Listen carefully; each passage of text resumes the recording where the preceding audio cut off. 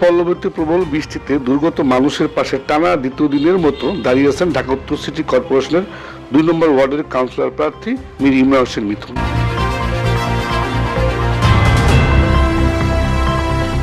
বিএনপির মানবিক কর্মসূচির অংশ হিসেবে তিনি বিভিন্ন বস্তি ও জলবদ্ধ এলাকায় রান্না করে খাবার ও বিশুদ্ধ পানি বিতরণ করেন।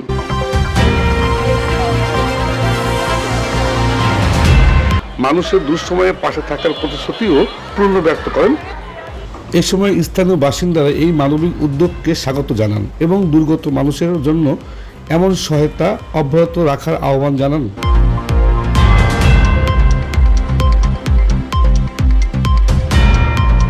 তারা দ্রুত স্বাভাবিক জীবনে ফিরতে সম্মিলিত সহযোগিতার গুরুত্বও তুলে ধরেন। পাশাপাশি মীর ইমরান হোসেন মিথুন জানান, দুর্গত পরিস্থিতি স্বাভাবিক না হওয়া পর্যন্ত তিনি এলাকাবাসীর পাশে থেকে প্রয়োজনীয় সহায়তা কার্যক্রম অব্যাহত রাখবেন।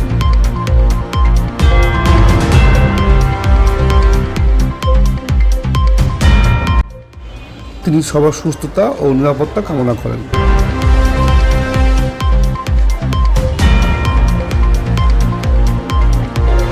বাংলাদেশ ৭১।